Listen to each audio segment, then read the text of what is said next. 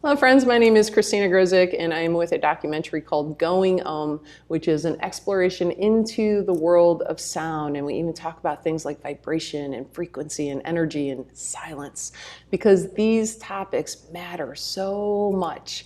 We have decided to continue the discussions around them. I've been talking with a variety of people about how they use sound and why that's important. So if you're interested in finding out more about the film, you can always go to goingomfilm.com to learn more. But today we've got a really special guest with us. I am so excited to be speaking with her. And if you are anywhere in the drumming world, then you definitely know who she is. And if you have not heard of her yet and you're just new to drumming and you're entertaining maybe getting into it, you're going to want to check her out. Christine Stevens is with us. She is the author of several books, including Music Medicine, The Healing Drum Kit, The Art and Heart of Drum Circles. She's got several CDs out. She's a music therapist. She's faculty at the Shift Network. She is the founder of Upbeat Drum Circles. She's trained drum facilitators in over 25 countries, and she's even done work in the drum circle training in northern Iraq when it was a war zone. So hello and welcome, Christine. It's so good to touch base with you.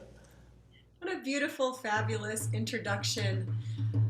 I want to sing the name of the beautiful documentary for work done. Going on, going on, going on, going on, going on.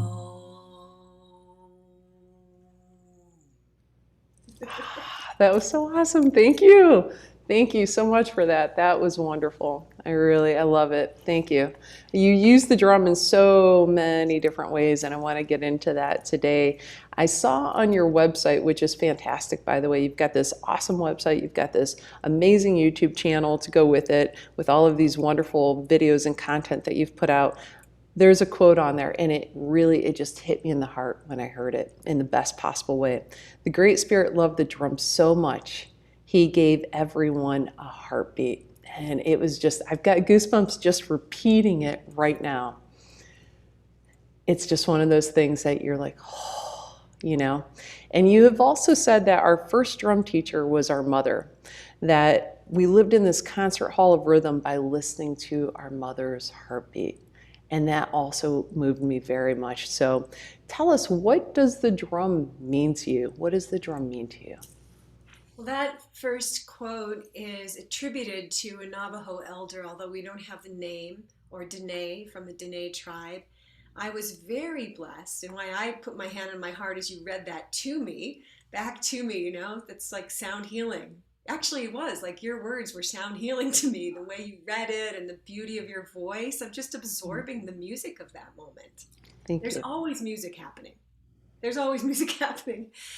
And that makes me just want to honor my teacher, Uncle Manny Eagle Elk Council Pipe Sandoval, who's my adopted uncle, my ate. I spent a lot of years learning the Lakota language and learning how it was carried, the drum was carried, is carried as a sacred instrument, not as a music or entertainment, but really as a sacred object. And it's really true that the gift of the Creator is rhythm. And the gift of rhythm is in all of us because we all grow up hearing it. And I just feel inspired to share the three heartbeats that I learned from Uncle Manny, if that'd be okay. That'd be fantastic. Yes, please. Because we hear, oh, the heartbeat, and then I've studied with nurses, and I've had nurses. I'm a trained social worker, and I've worked in medical settings, and like there is a technical heartbeat that has an accent on the second beat. Up, up, up, up. We hear this.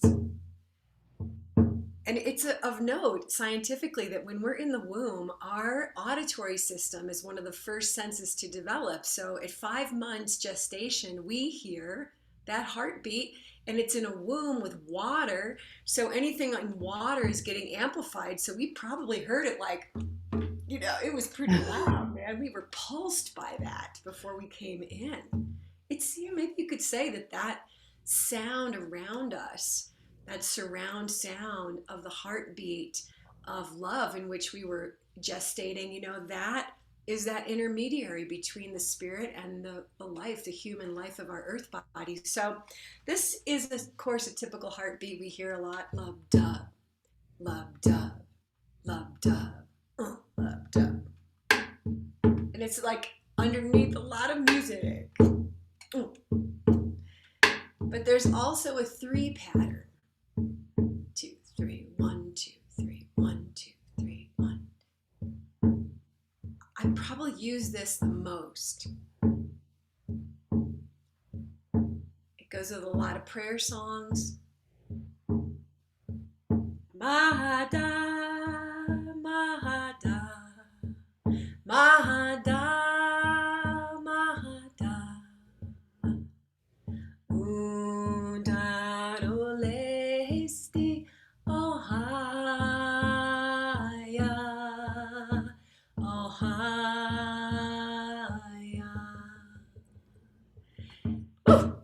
And then there's the heartbeat that is.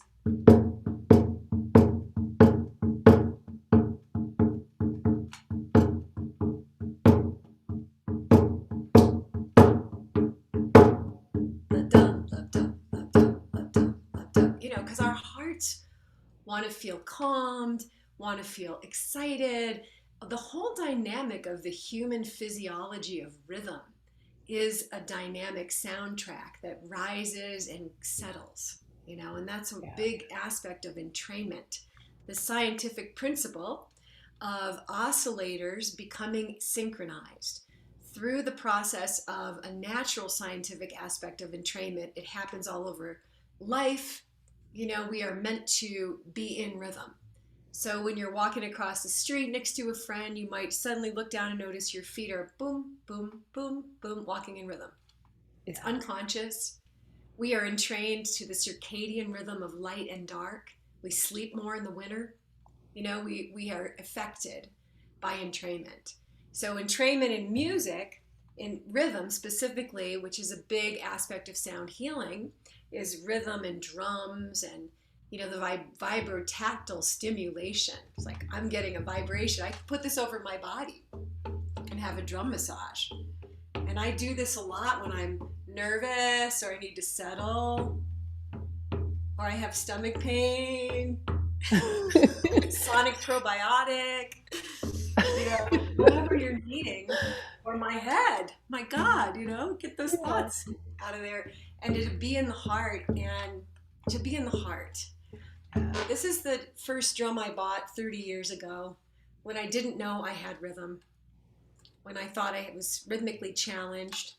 I almost didn't pass percussion in college because I couldn't hold the sticks and play paradiddles, and I couldn't read percussion music. And then I later found out, and as you know, in the sound healing field, it's not about learning the music off a sheet of paper. It's about that inner guided music or things that we learn and we carry them in our soul. So I love that version of the heartbeat.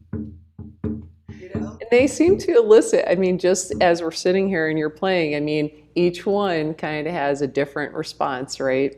That last one, it's like, yeah, let's go. The one before, it's like, it takes you to a different place. Yeah, very soothing and calming. I love that. Thank you for that demonstration so much. So you kind of touched base a little bit about your journey. So at first it took a little bit to get into that. You said in school that wasn't your thing, and it grew into that. So can you tell us a little bit about it?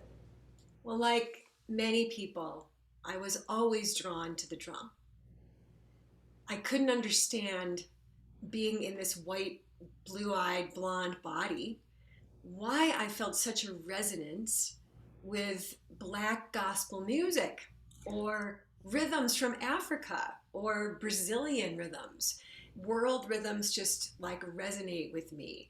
And it's also Egyptian. That was one of my first teachers when I got out of college, was Egyptian drumming. And the more I learned, I spent about a decade studying any world rhythm I could learn from a primary teacher. So an Egyptian person teaching Egyptian rhythms.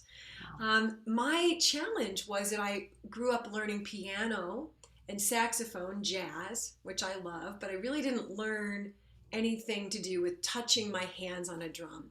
Nowadays, Remo has a program, World Music Drumming, and it's in 60,000 middle schools. Wow. And so we can get rid of those recorder lessons when we were kids. It's all that squeaking and trying to fit your fingers on the holes, and we can learn with drums.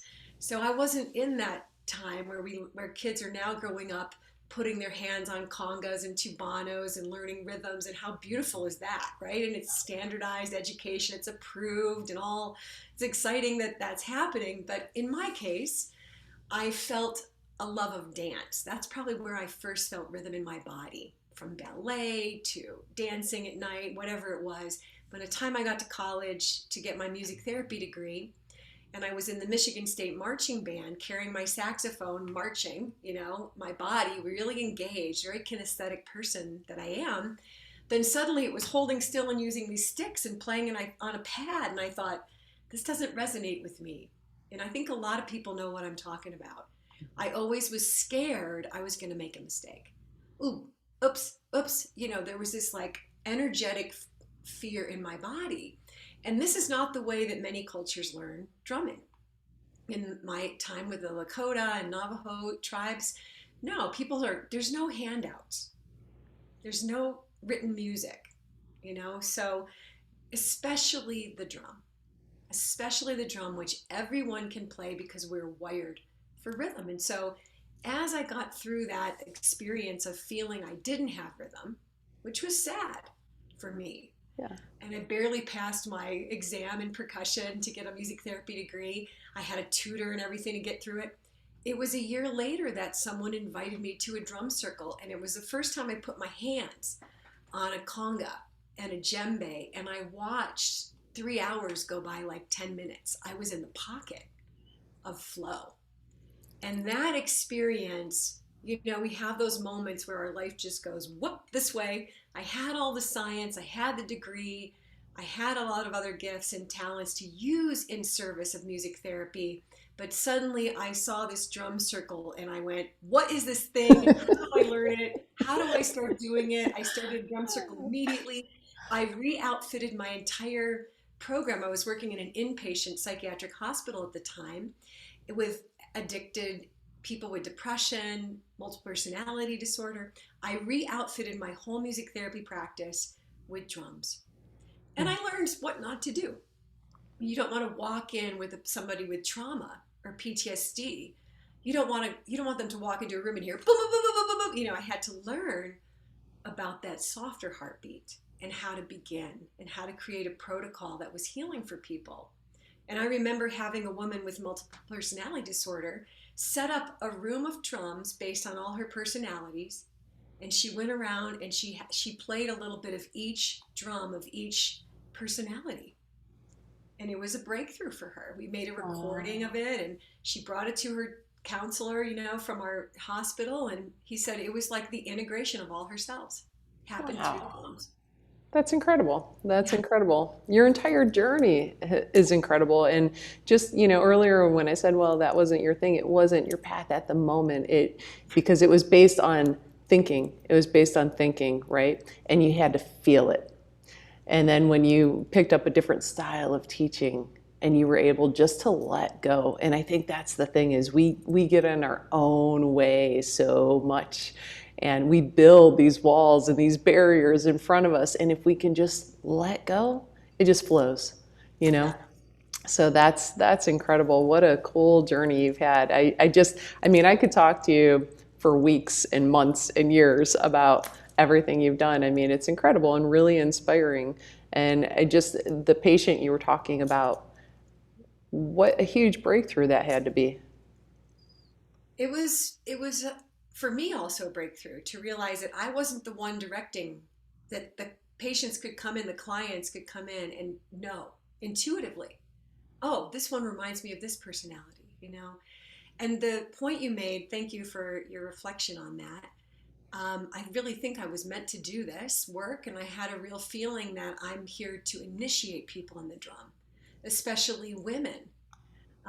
Who might have said, oh, had an experience like I had, or a generation later than you and I, who is people who were told women play the flute. And I had this woman, 80-year-old woman, come to one of my drum circles in Hollywood in a store, in a book signing, and she goes, honey, she was like 90, and she goes, honey, she was sitting in the back banging on the drum, playing and smiling, and I came up to her and said, wow, you look so vibrant. She said, honey, they told me I had to play the flute my whole life. I wanted to play the drum. Today, I did it. But what is the meaning of this idea of entrainment, of falling in to the beat? Hmm. What you said, like I felt it, I had it in my body more.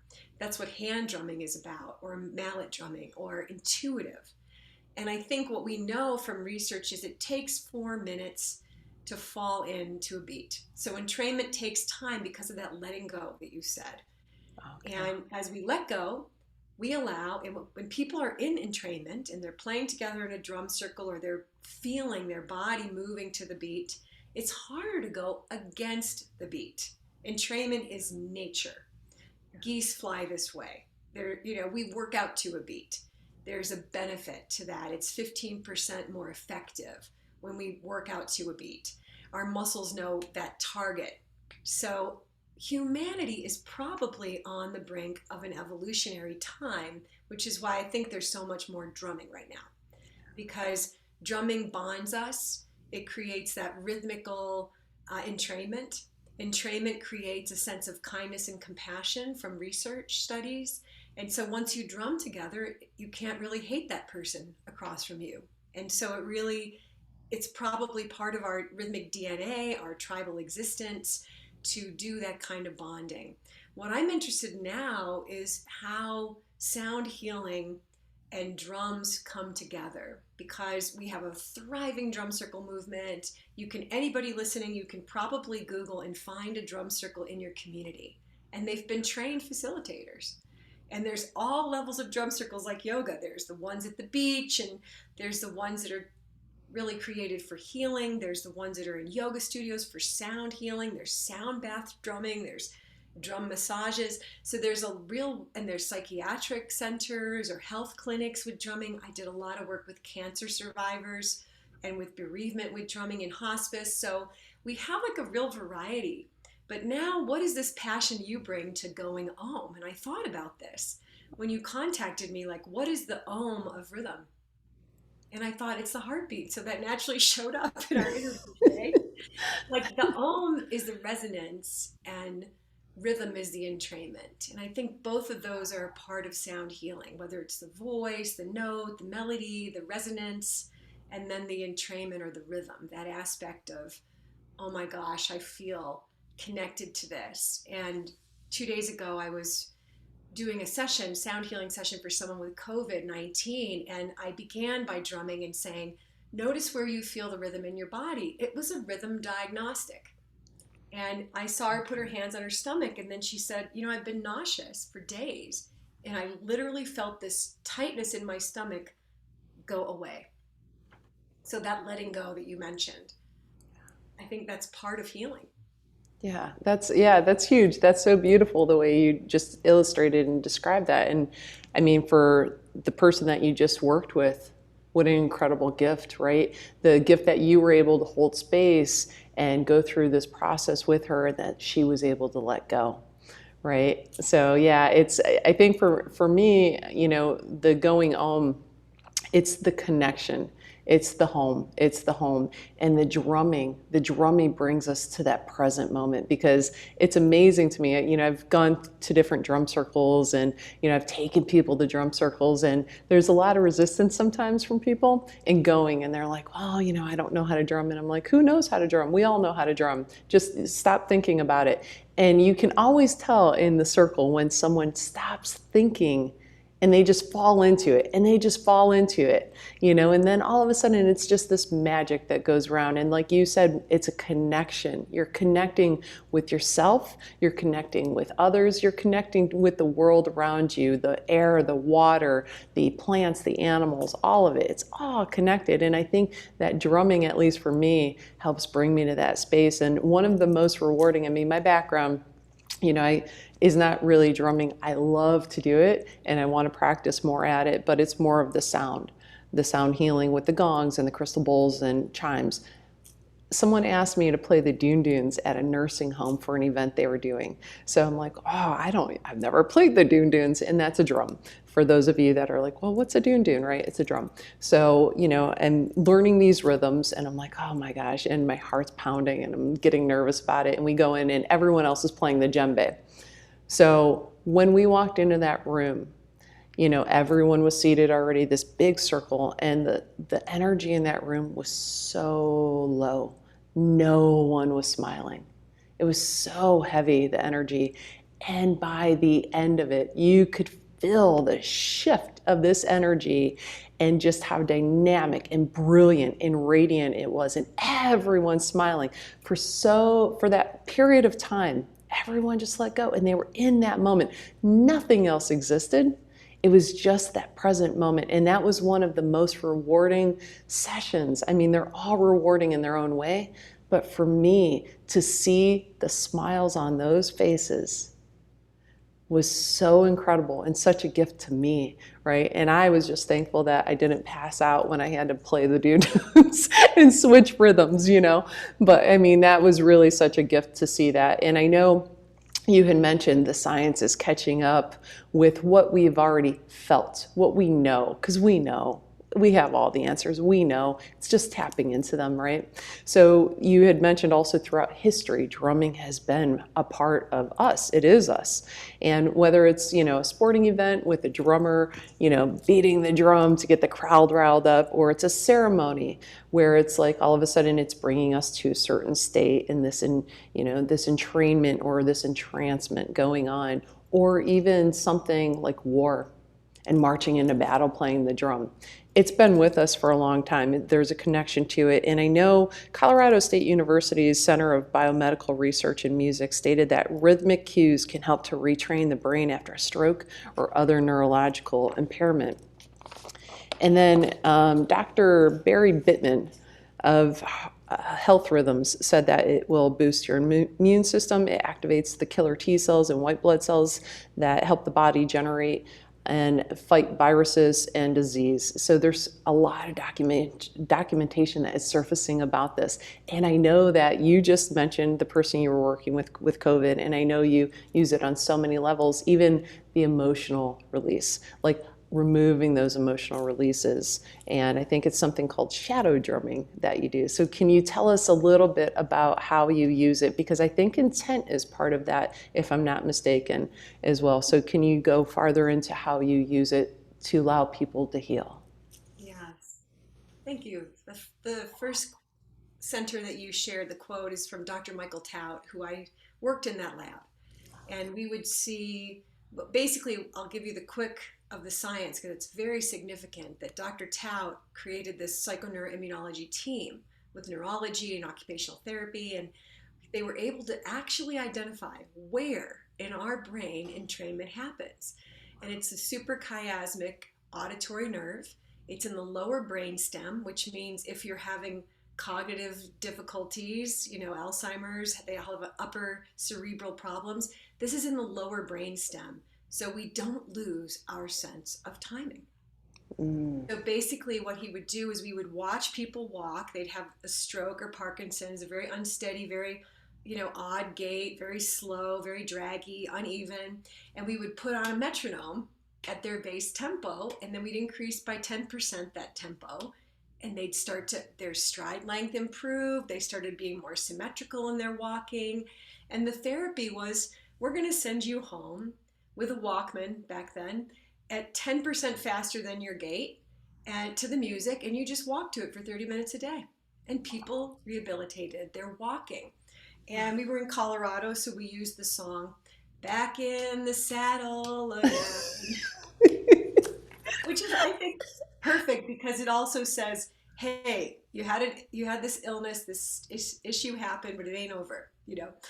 And the second researcher you mentioned was Dr. Barry Bittman, who's big hats off to Dr. Barry Bittman. He was the first person to come and do a psychoneuroimmunology study with blood samples pre and post an hour of drumming so that we could really know, oh my gosh, people say they feel good, people say that it's not good. We tested non-drummers. So these were not people that knew how to drum, loved drumming, nothing. 100% novice. And still, we were able, with 109 subjects, to show this tremendous change in cellular biology, Wow. where T1 cells, cytokine activity increased, natural killer cell activity increased. These are markers of the immune system, cortisol, other aspects of that. But this was funded by Remo Drum Company because of the magic of Dr. Bittman phoning Remo Belli, the founder of Remo Drum Company, whose wife is a doctor, Dr. Ami Belli, and simply saying, hey, I want to use drums in my clinic in Pennsylvania, but I can't use things that aren't evidence-based because I'm funded by, these Blue Cross Blue Shields programs, disease programs, and I want to use this with stroke patients. I want to use this with pulmonary patients. I think this can help people breathe better, but I need studies. So Remo said, well, let's do it. Let's make a study. And that was published in 2000 in the Journal of Alternative Medicine. So since that time, we've had 5 other studies. We have looked at emotions. We have shown a reduction in burnout, anxiety, depression, ADHD. We've have now a lot of studies, and I'll give you the resource page. It's called Rhythm Research Resources that I co-curate. There's just been a lot of studies, but there's something we learned. It didn't help people if they sat and drummed for an hour. What we learned is new people to drumming, like you said, some people are resistant. They were nervous they were going to screw up or make a bad note. So we had to combine the drumming with breathing. So we did this thing. You take your open hand, you wipe it on the drum like this, and you create the element of air. We have people sit back in their chair and breathe. And sometimes the facilitator drums and people just feel it in a more sound healing sense. And sometimes everybody gets their drum. And we would say, let's drum the name Christine Stevens, or going on, like I did for you. And we'd put a person in the middle and we'd all drum their name and people would just cry. We'd send them healing with the rhythms. And so that study was really significant. And then the third study to mention is more recently in England, they did a study looking at mental health consumers, an hour and a half of drumming once a week for 12 weeks, not only reducing depression and anxiety, this is non-pharmaceutical, but also reducing inflammation response. And that's exciting to me because, we have a physiological inflammation, we have a spiritual, we have an emotional inflammation response, and helping people down-regulate that through drumming. In all of these studies, and especially the work I did in Iraq with peacemaking, what we saw, we researched people. We had 40 participants speaking 3 languages from enemy groups. And in 5 days, they reported they had increased their level of community by 92%. Wow. And that was written up in the United Nations Compendium for Peacemaking Through Music. And it was a pretty unheard of result. The USAID sponsored this study and this project. And after that, we trained 40 individuals to lead drum circles for peace, Ashti Drum, Drum Salam, in their communities, and started them in 5 youth activity centers in northern Iraq. And every now and then I hear from those facilitators we trained, especially this guy Fazil in Konya, who is doing drum circles for Christians and Muslims, Sunni or what are the 2 Muslim groups? Now I almost forgot. The Sunni and Shia sects. There you go. Muslims, Okay. and the Yazidis and the Christians, but mainly Christians and Muslims, are coming together in Koya, Koya, and he's been running this group. And they jam together because whether you're from this group or that group, and what you speak this language, Aramaic, or you speak Kurdish or Arabic, everybody says doom, tak. Taka taka doom, taka taka doom, doom. Taka doom, doom, taka doom, doom. Taka doom, doom. And one last thing I'll say, I'll let you get another question, but and then I'll tell you about shadow drumming. But one thing that I found interesting in working in northern Iraq, which was amazing, life-changing. I dyed my hair brown, I went over there, and wore a headscarf the whole time. But I learned that some drums are more ceremonial, more sacred. And that would be the frame drums or the daf in the culture, the Sufi culture and the Muslim culture of northern Iraq and across the Middle East. And the doumbek, which is played like this. This is a dancing, partying, recreational drum. So when we first went to Iraq and we met with people before we started this project, we said, oh, I want to just learn about your drums. And I noticed that in some rooms I saw just the frame drums, some rooms I saw just the doumbeks, and I started to understand this. So I asked, can we combine them in our drum circle program? And they said, yeah, we can't play this one particular drum. This one particular drum, like you playing Doon Doon, this one particular drum, it's not to be used in that way. And I'm that way in my life. I have this one particular drum that I played for you. This is my one particular drum that is sacred to me. It's a healing drum. That is my sacred drum. I use it to journey. It's been initiated by fire. It fell and got singed once. It's been with me on so many ceremonies and places, and it just really pretty much doesn't ever get played by anyone but me. And so I learned while I was in Iraq that, oh yeah, of course, they have this history. And the biggest thing people asked me was, how can we drum for peace? Because drumming has been used for war. There were signals that people spoke through rhythms, and the same in colonial. And I said, before war, drum was peace. And they said, oh yes, of course. Because it's really true. I mean, when you talk about this instrument, this frame drum, probably invented from the grain sieve, probably around 6000 BC, that predates a lot of wars. So when you take a look at this instrument used by Miriam when they crossed the Red Sea, used by Lipashu in the Temple of the Moon in ancient Sumer in 2000 BC, thanks to Mickey Hart's book, Drumming at the Edge of Magic, and Lane Redmond's research, When the Women Were Drummers, we know that long before, this was used for ceremonies of the earth, ceremonies for healing, for gathering, especially for honoring birth and death. Always birth and death. So people were brought in with the drum. People were departed with the drum. One personal quick sharing is when my father was crossing over last year, I sat in his arms. He was pretty much had a late dementia, vascular dementia, but he knew who I was. And I had this moment with my drum, and I'm sitting in his arm, and his arm around me. He's kind of sleepy, And I go to myself, what am I going to drum? Like, here I am. I'm in that moment. I'm in that lineage. What do I play? And all that I could think was to do this for a little while until the answer came.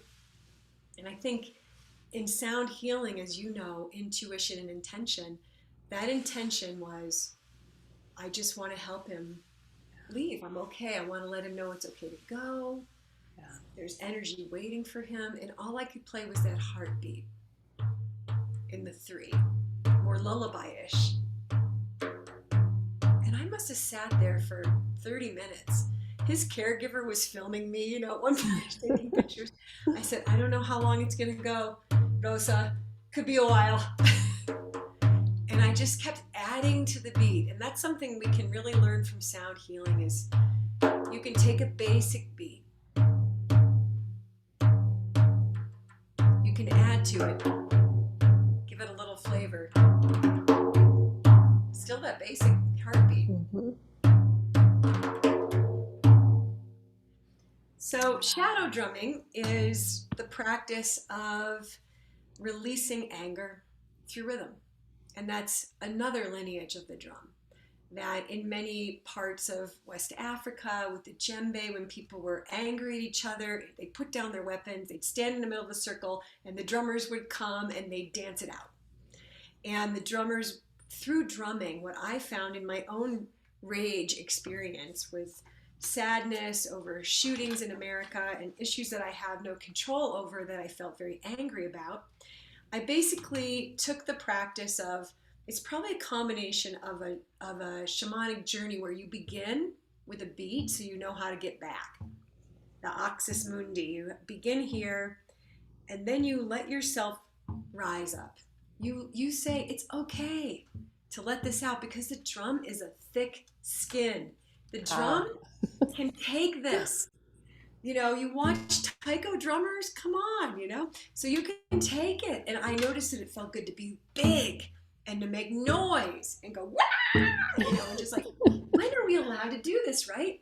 And then the beauty of shadow drumming is it kind of goes in waves. So you come back, take a breath, and then another feeling comes, because these things have cycles to them. And there's no words. I'm not thinking. I'm just totally in the emotionality of, I'm sad about this suffering, this unnecessary deaths. And, letting that go here. There used to be in psychotherapy and psychiatric hospitals these butaka bats, and people would hit pillows. And I always said to the counselors, I don't like this because it's teaching hitting. This is teaching playing music.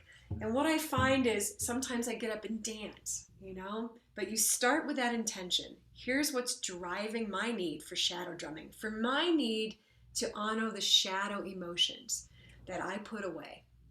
Guilt, blame, rage, whatever I'm supposed to not feel. And so letting that out and then coming back to that axis mundi beginning. Breathing. And that ending is super important. How we begin and end. It holds the container. And I've done this for people in one-to-one where we've both shadow drummed, and I just keep that pulse. That pulse feels safe. There's no specific beat per minute, as sometimes there's a formula. It's really just about feeling the wave of emotion and letting it come back, letting it come out again, and letting it land. And I wouldn't recommend this for people who are dissociative. You have to have at least a little ability to stay grounded, or do it with a partner, and do it under a tree if you need grounding. And my teacher, Uncle Manny, would say to me, sometimes we just need to take our hands and hold a root.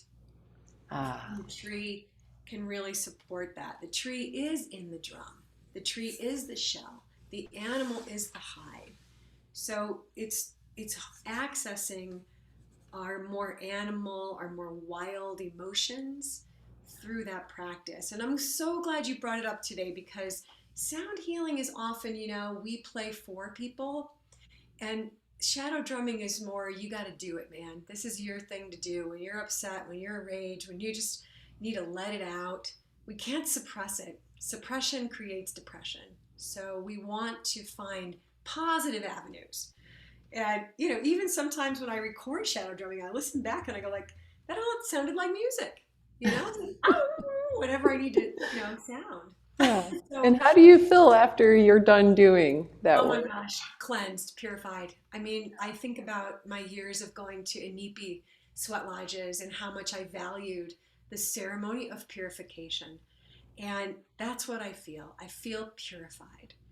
And I feel often too that there's things under that main emotion, like, oh, I just felt another wave coming, and this one is more personal. It might start global.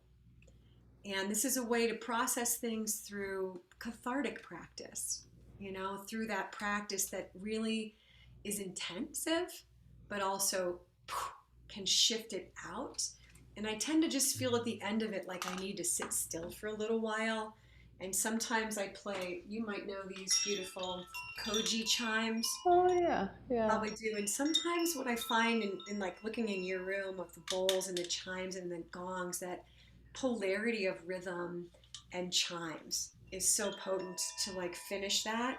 Mm-hmm. Even I didn't even do the full practice, just telling you about it. I feel it. Just putting this around my body and just like, Mm-hmm. the slate is clean, Mm-hmm. Yeah, there's something like whimsical and fun and playful about those chimes. And that's how I end every session, is with those chimes. So I totally understand. And, people will always ask about them at the end. So, you've got these gongs and all this other stuff, and they're like, what was that thing you did at the end? You know, and it's like, oh, it took me back here, or I felt lighter, or I felt, and it's like, it's incredible. Those times are incredible. But that entire journey that you just described, that's so helpful. And thank you for sharing that. And with the drum in the beginning and the end, it's even like the drum. It's a circular pattern, right? So there's a beginning and an end, and it's just, well, there isn't a beginning and end. It's constant, right? But in order to kind of initiate that, you need to start someplace and you need to end someplace. So it kind of brings you back full circle. That's what I was trying to say. And The intention is the beginning. We sit with our intention. We put that intention on the drum with a very simple practice of, because intention is a thought process. So I like to make it a kinesthetic process. You can do this. We can all do this with our instruments. We start with our hand on our heart and we feel into that intention. I want to release my anger. I want to give myself permission to yip it out, to pound it out, to release it. My drum is my ally in this shadow work. It's a couple of deep thoughts, and then I put that on the drum. Some connecting that intention like clockwise for me, as I've studied with Lakota teachers and Navajo teachers. And so then I'm letting my drum know my intention. And so at the end of a shadow drumming, you can just take a moment and do this. Thank you. And it's really important because this is your rhythm ally. And then coming back, so we complete that circle that you're speaking to. It comes back to, and then we have those chimes. Gotta have a chime. yeah, I love that. I love that so much. And thank you for going further into those studies. That's incredible, and that was really great information as well. And just your journey in Iraq. Oh my gosh, fantastic. And I mean, what a once in a lifetime remarkable thing. And I will say that if anybody watching, if you haven't seen the videos on this yet, I would highly recommend them. You can feel the energy on the faces as they're going through this process with you, and those videos are so remarkable and beautiful. So, and I'm really sorry to hear about your father too.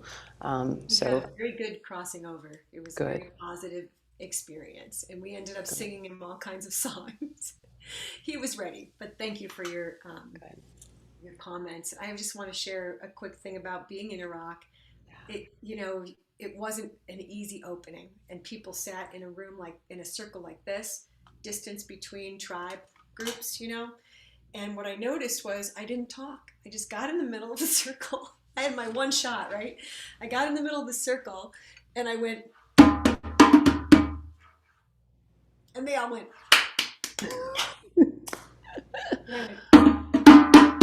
and they all, okay, so the people that had their hands crossed over their bodies, they started tapping their feet, and I was watching their feet. Their whole upper body was like, no, but their foot was tapping. And I just kept doing this because I really learned a lot in that war zone, man. I mean, I just kept doing this little game. They'd clap back, and then I put the drum down in the middle of the circle, and I walked out. And somebody walked in and started drumming. And that's, I learned how to not talk much. And the same thing happened when I worked with women in a battered women's shelter, mercy burning, with survivors of terrible atrocities to women. And I walked in with the drums, and they sat with their arms closed and they wouldn't drum. So I got out my flute and I went around and I played to each person's heart. Mm-hmm. And when I got to the last person in the circle, she picked up the drum, and all the women had permission to get drumming. So I learned in that moment, sometimes the drum, it's powerful. We don't want to ever forget that it's powerful. And when there's a resistance, I'm a little bit worried about taking on this power, man. Yeah. I'm a little worried about what can get unleashed here, or I haven't been able to really own this power. So whatever it takes to get people to that place, which might be listening. I really love now to have people lay down as you do, and I drum, and I ask them to feel where the rhythm is in their body as a rhythm diagnostic, and then I can play different heartbeats, I can play different rhythm patterns, I can observe people, how they respond, It's, sound healing is an individual thing. And then people feel that beat and it's been awakened. And that's why I love your nursing home story, because that's what I used to do in those long-term care centers. I'd just sit in the middle and drum for like a good 10 minutes. And then I'd watch people wake up and then I'd pass out the drums. It's such a gift, isn't it? Yeah.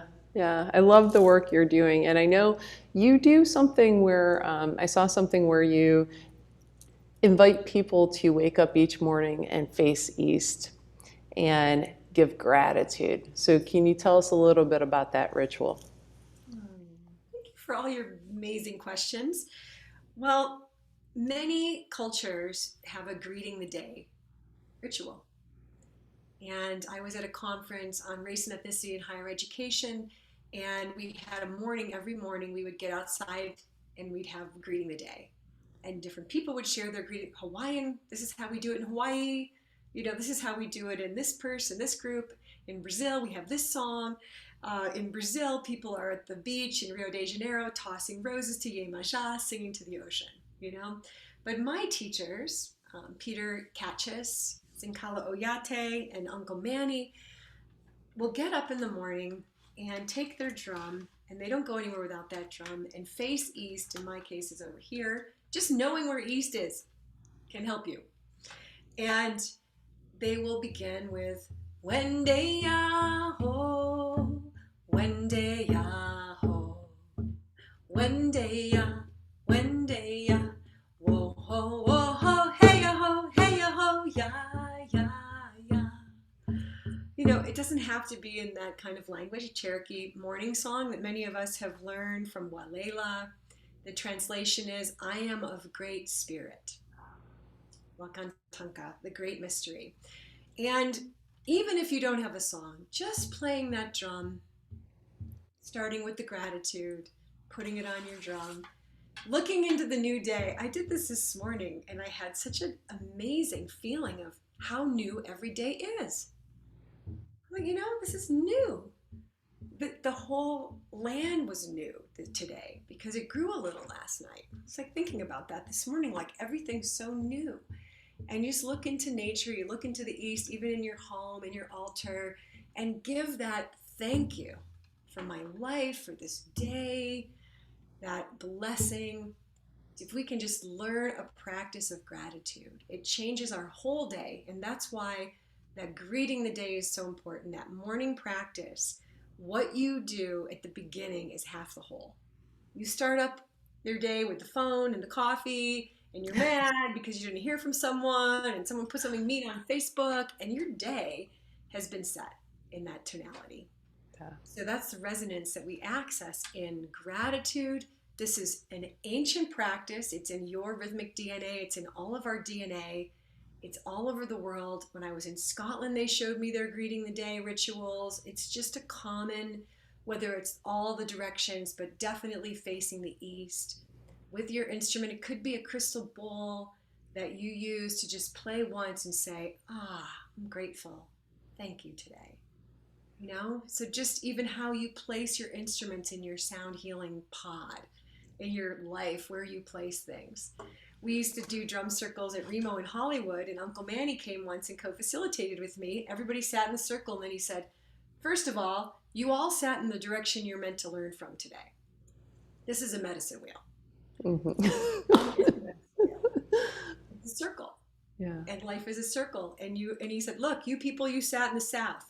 You people sat in the, you're here to do this. You're here to do that. It was amazing. So we have to be really conscious of our place, of the lineages that we walk, the backs that we walk upon, that, when drumming was outlawed by native people, their language was taken away. These traditions that have been restored and protected, that we can learn them. Same with slaves playing African drums. We're just so lucky to live in this time, and what you're doing with helping people learn about this. I do believe we're on the cusp of a new time on the planet, and that the drum is an evolutionary aspect of entrainment, that we evolve through being together in time. That less words, what I experienced in Iraq showed me If we can make peace in a war zone, we drum it. We can make peace anywhere. Oh, I love that. I love that so much. Yeah, and I know, I've had people say sometimes, and I'm sure you've encountered this, where people are like, well, I just don't know what to say. And, that's okay. Sometimes there are no words. Sometimes just allow things to just be. Yeah, sometimes the silence says everything. It holds everything, right? So can I ask you about the placement of the drum?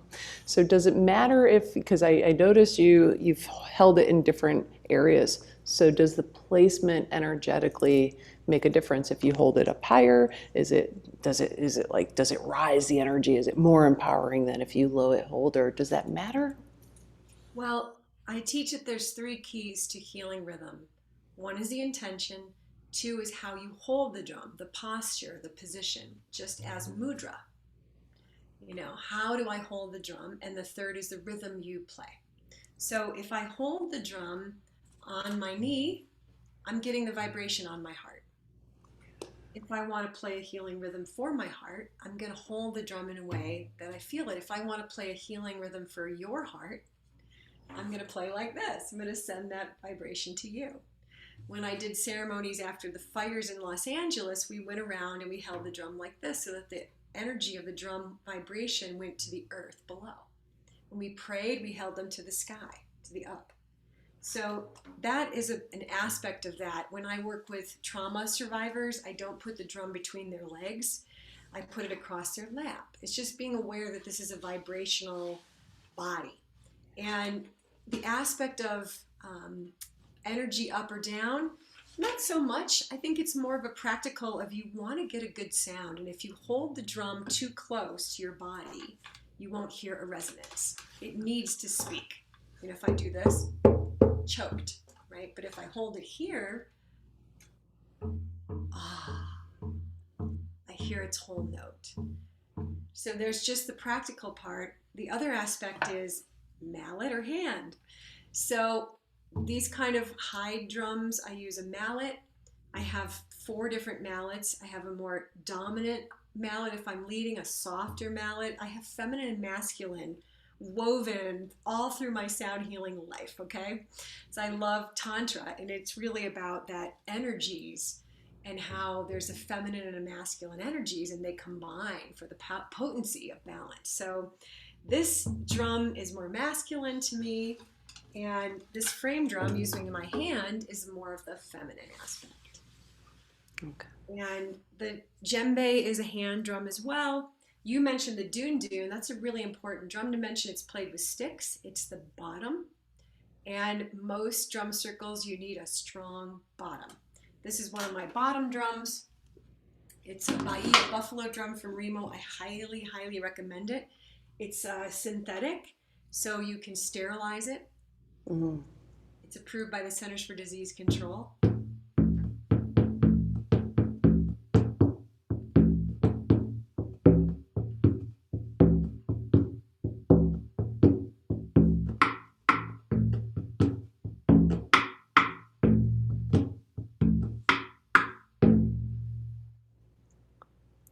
Awesome. So awesome. So if I want to play this around someone's body, I used to go into the long-term care centers and just walk around the back of the wheelchairs playing this on people's necks, and they'd get up, like, I'm here, Yeah.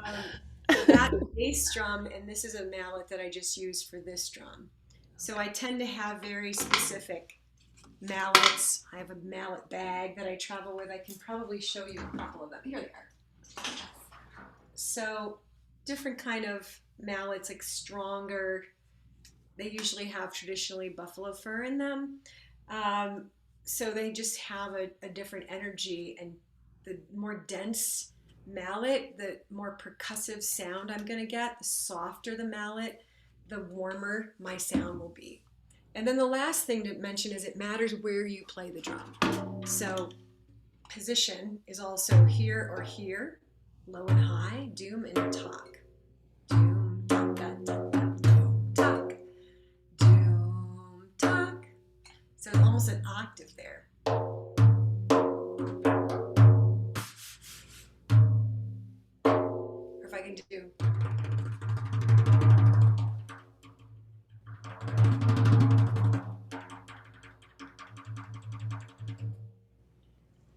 so that's another aspect of that healing. But I was working in New Orleans after Hurricane Katrina, and a woman said she was making a healing rhythm for herself called Feeling Safe.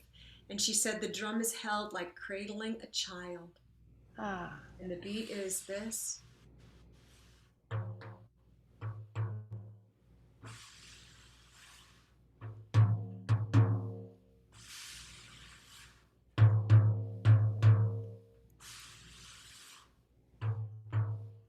And so we all got around her and played that rhythm for her. And we held our drums in this child pose, you might say. And it's just like yoga, the asana is significant, and drums can either be like a dun dun where you're not going to be moving it around, it's just solid, but these drums are very portable.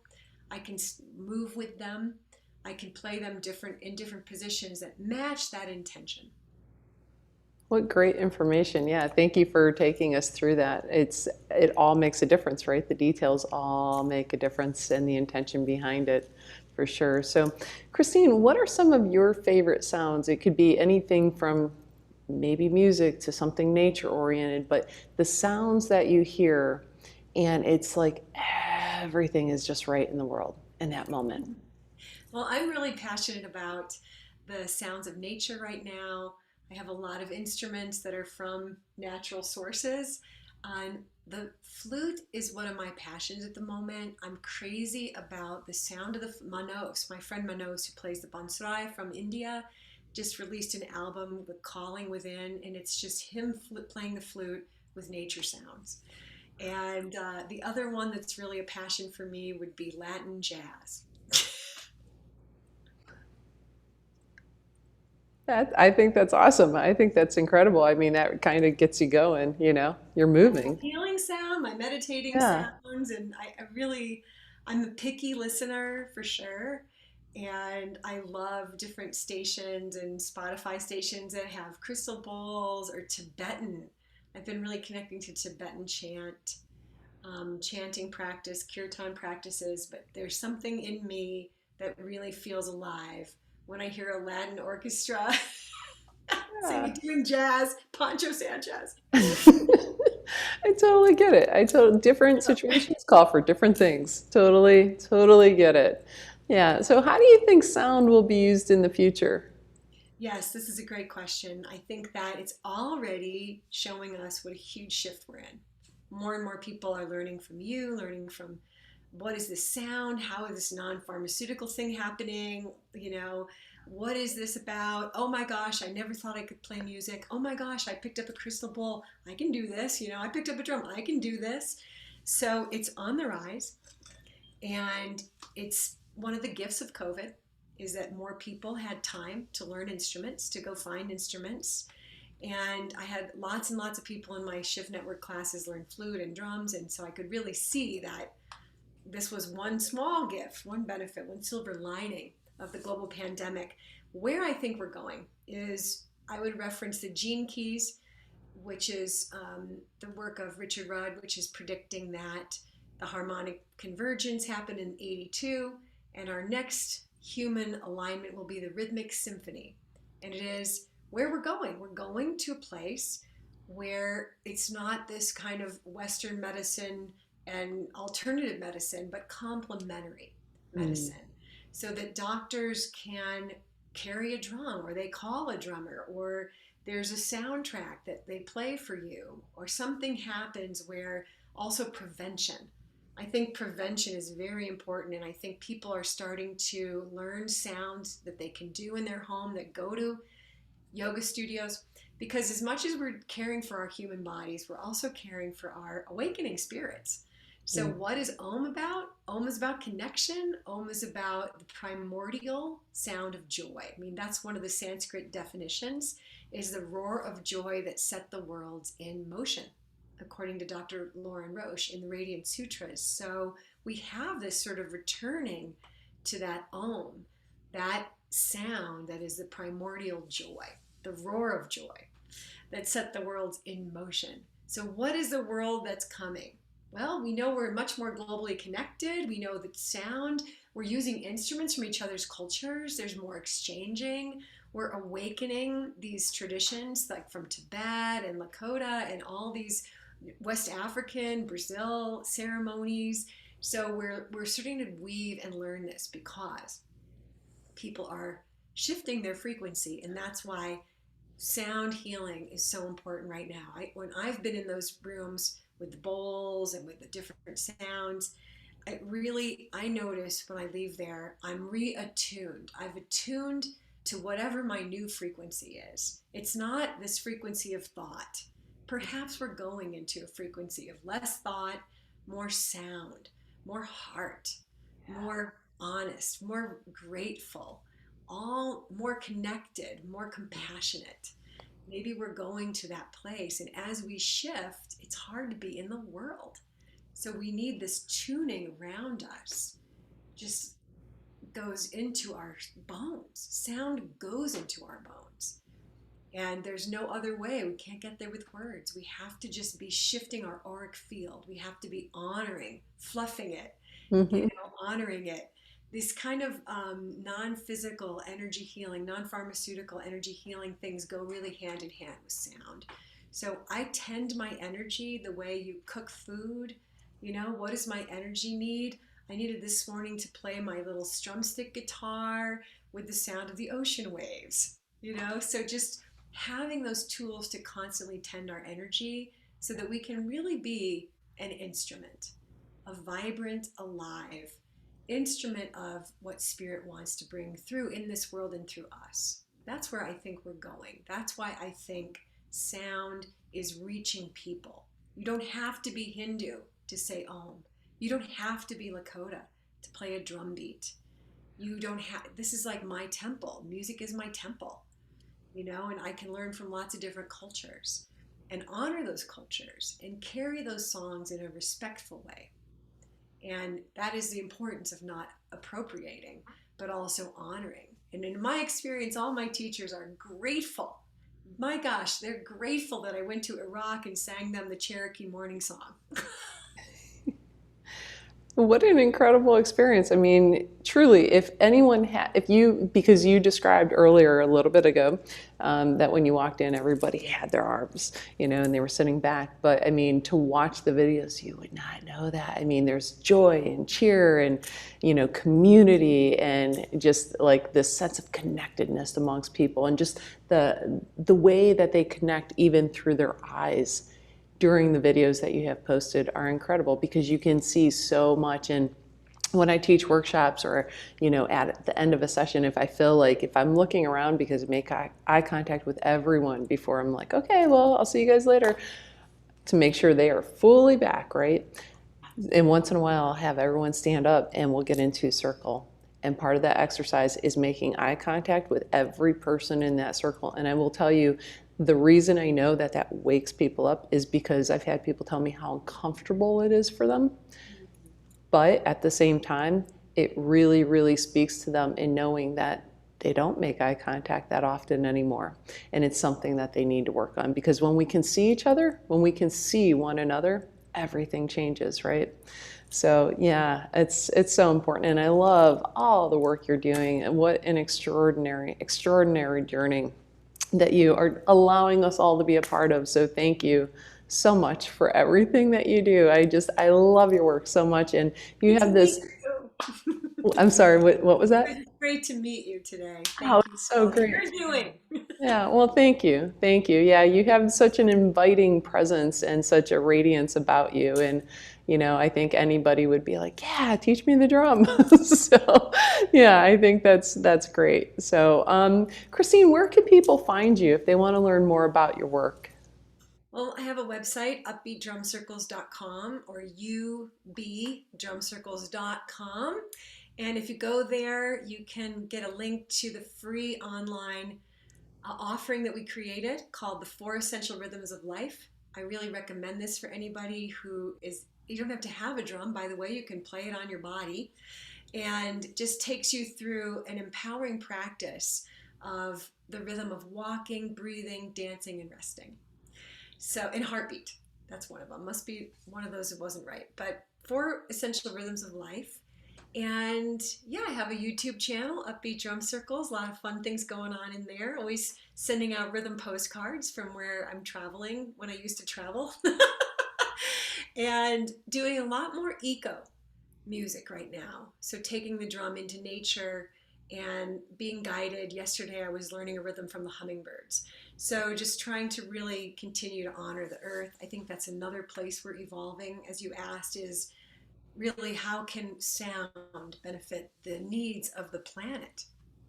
I felt that when we used to go to the river and give offerings, or the ocean and give roses and sing songs. There's songs for the ocean, there's songs for the rivers, there's songs to help call the rain when there's fires. So I'm very interested in how we can also participate in the concerns of climate change with sound. Yeah, yeah, absolutely, because we are all in this together.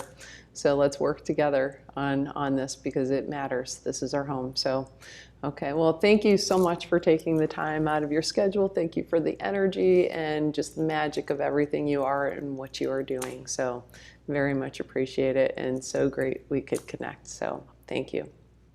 Okay, we'll talk soon.